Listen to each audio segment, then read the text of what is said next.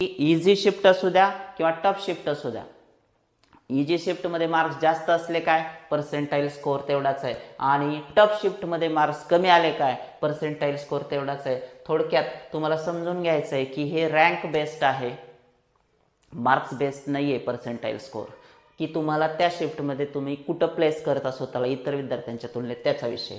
आता जाऊया आपण बोनस मार्क्स शिफ्ट. कुठल्या कुठल्या शिफ्टला बोनस मार्क्स दिले गेलेले आहेत आणि त्याचे अनाउन्समेंट पण झालेले. बऱ्याच विद्यार्थ्यांना वाटायला की आता ज्यांना 10 मार्क वाढले, 5 मार्क वाढले, ते आपल्या पुढे राहतील, त्यांचा पर्सेंटाईल स्कोअर जास्त राहील. असं बिलकुल नसतं विद्यार्थी मित्रांनो. लक्षात घ्या, सिस्टीम ट्रान्सपरंटली काम करते. आता होतं काय पहा, बोनस मार्क दिले गेले, समजा 23 एप्रिलच्या शिफ्टला खूप जास्त बोनस मार्क दिले गेलेत, 11 बोनस मार्क दिलेत किंवा 10 बोनस मार्क्स दिले गेलेत. तुम्हाला काय वाटतंय, बोनस मार्क एकाच विद्यार्थ्याला दिलेत का? बिलकुल नाही.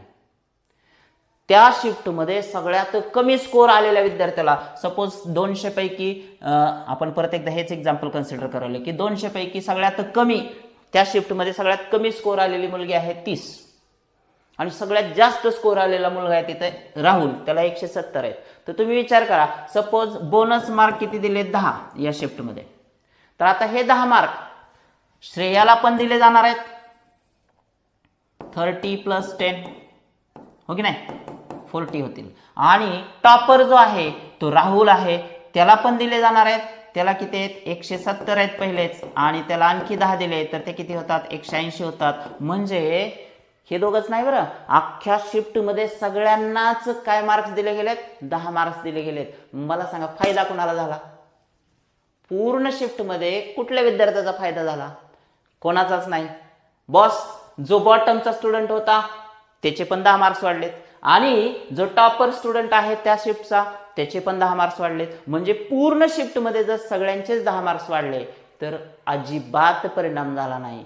जैसे थे परिस्थिती असते, जॅकपॉट वगैरे अजिबात लागलेलं नाही, कारण आहे तोच स्कोर आहे, आहे तो. सगळ्यांचे मार्क्स वाढलेले आहेत तिथं, सगळ्यांचे मार्क्स वाढलेत म्हणजे त्यांनी बॅलन्स केला थोडक्यात, बाकी काही नाही. तुम्ही जर पर्सेंटाईल काढायला गेलात ना, पूर्वीच्या स्कोअरनुसार पर्सेंटाईल तेवढंच येतं, आणि बोनस मार्क दिल्यानंतर पण पर्सेंटाईल तेवढंच येतं, बिलकुल फरक नाही. आता तुम्हाला ह्याच्यासाठी सगळ्यांचं फिजिक्स केमिस्ट्री होतं ना 11वी-12वीमध्ये, ओके, तुम्हाला एक टेम्परेचर स्केलबद्दल मी सांगतो की आपण टेम्परेचर स्केल पाहिली होती की किती प्रकारच्या टेम्परेचर स्केल आहेत, 3.